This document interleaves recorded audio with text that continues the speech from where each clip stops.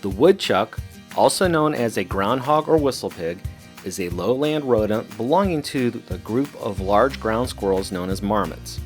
They are a medium-sized rodent with adults measuring between 16 and 26 inches long, including the tail, and weighing 4 to 9 pounds on average, although in certain conditions they can grow significantly larger in both length and weight. They are relatively short lifespan in the wild, with 2 to 3 years being the average, but older individuals of 9+ years have also been reported. Most conflicts with woodchucks occur due to their burrows, which are commonly dug in fields, which potentially endanger livestock or damage equipment, as well as burrows excavated close to structures which can undermine building foundations, walkways, and concrete floors. These burrows usually have 2 to 5 entrances, which gives the woodchucks a means of escape from predators, and they may be quite elaborate with lengths in excess of 40 feet and depths as low as 5 feet. On this job, you can see that there are multiple tunnels that have dug around and under a shed, causing quite a bit of damage. In situations like this, the best method for controlling the conflict is to trap and remove the woodchuck. While there are a variety of traps available for this purpose, in this case we'll be using several styles of cage traps.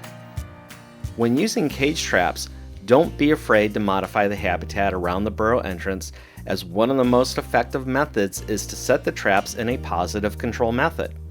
This means that the woodchuck has no choice to exit or enter the burrow except by walking through or into the trap. I'll start by removing some of the excavated dirt from the burrow and use it to fill in some minor holes. Next, I'll continue digging a mini trench so that I can use some cinder blocks the client had close by to build a wall and direct the woodchuck into my traps.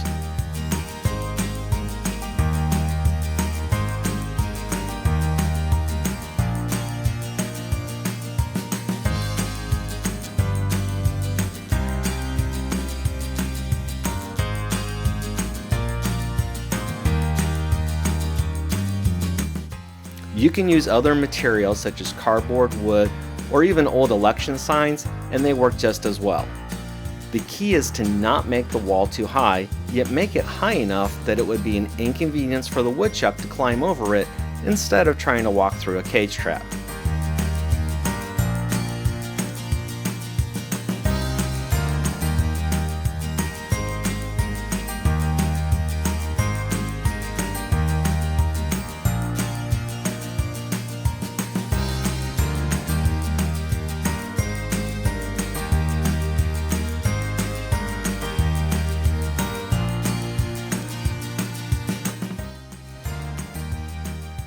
Once I have completed the wall the way I like it, I'll then focus on making sure that the cage traps sit nice and level on the ground to prevent any rocking as the woodchuck walks through or on them.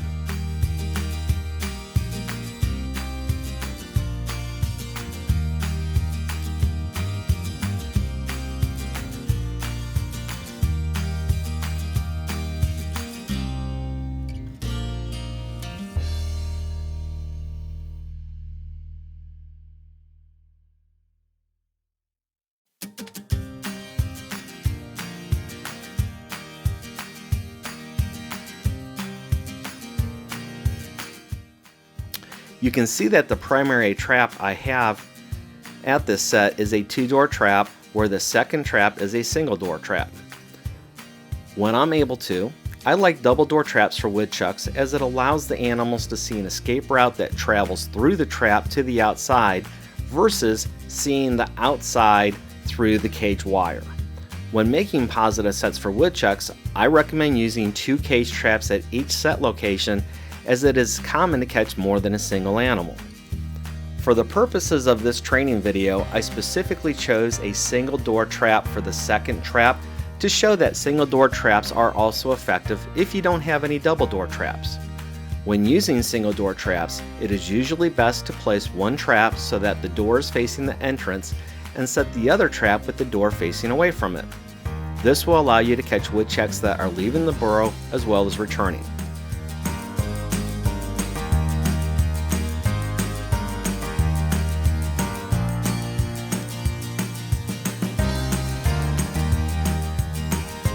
When making a positive set like this, I don't like to use bait as I want the woodchuck to feel as comfortable as possible when exiting or entering the burrow. A trick is to take dirt from the set and place it on the bottom of the cage trap to cover the wire.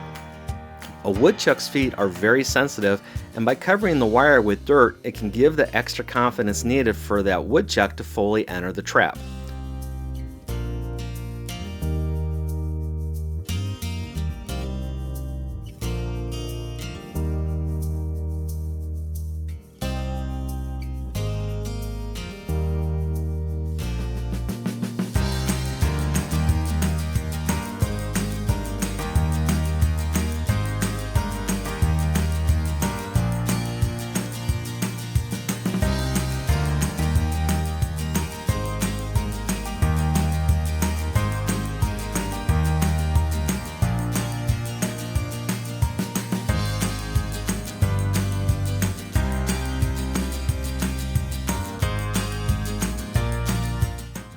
Lastly, you want to make sure that the trap cannot be rolled or moved out of place. This can be especially important when using traps that have a washer lock system, as the rolled trap may allow the washers to slide down, allowing the door to fall open so that the animal can escape.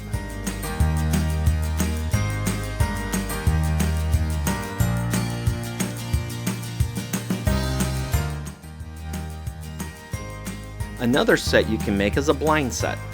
This set requires a double door trap with the trap placed in a restricted area where the woodchuck walks. Here, I'm placing the trap on the side of the shed where woodchucks have been gnawing at the wood, and then blocking off the remaining opening with more cinder blocks so that the animal has to walk through the trap and get caught. Always, when constructing this type of set, make sure that any materials used to force the woodchuck into the trap do not interfere with the trap doors closing.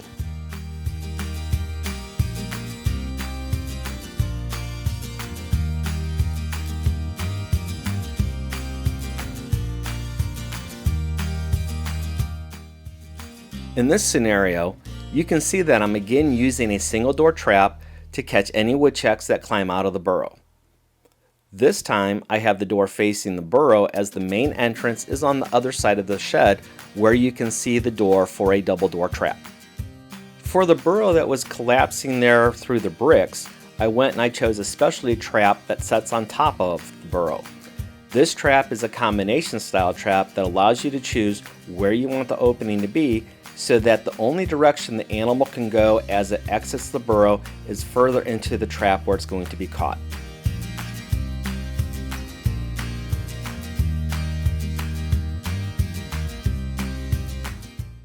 Woodchucks are daytime animals, and it's very common to set the traps in the morning and have catches later that day. This is the case here. The traps were set early in the morning, and in the afternoon we had this woodchuck in the double door trap. I'm not sure if it came from inside or outside the burrow, but in my experience it is common to have the catch in the double door trap first, and if we have something in the double door trap, then we may have something also in the single door trap. The next day we had a double, as you can see, which was a female and her young. The female is in the double door trap and the youngster is in the single door trap. I believe the female was caught first entering from the outside and chose the double door trap as it looks more open, and then the youngster was caught as it was trying to find an opening to the burrow as the mother's beside it inside the trap. Once the animals have been caught, the next step is to remove them to another location, or if mandated by law, put them down. When moving a captured animal, you can either keep it in the trap it was captured in and then set a new trap, or you can transfer it to a transfer cage or an old trap.